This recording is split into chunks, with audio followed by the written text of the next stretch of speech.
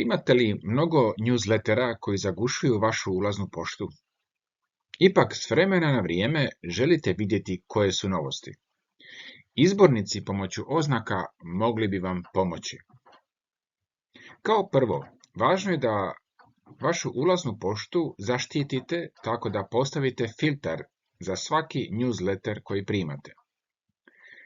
Kad ste to uradili, imate strukturu sličnu ovoj, uradite sljedeće. Pošaljite sebi jedan mail i u predmet upišite newsletters.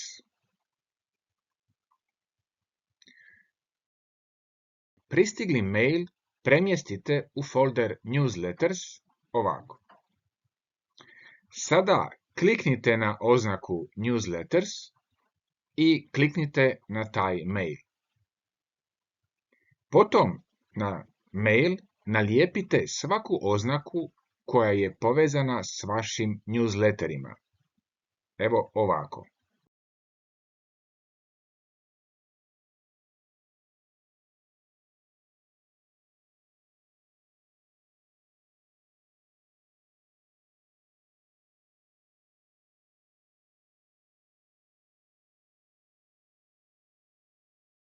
Istaknimo 2 do 3 newslettera koji su vam naročito važni.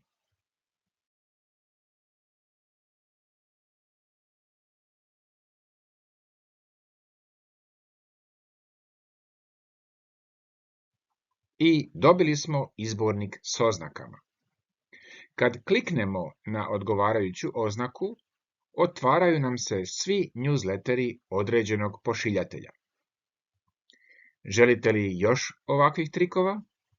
Pretplatite se, lajkajte ili nam pišite.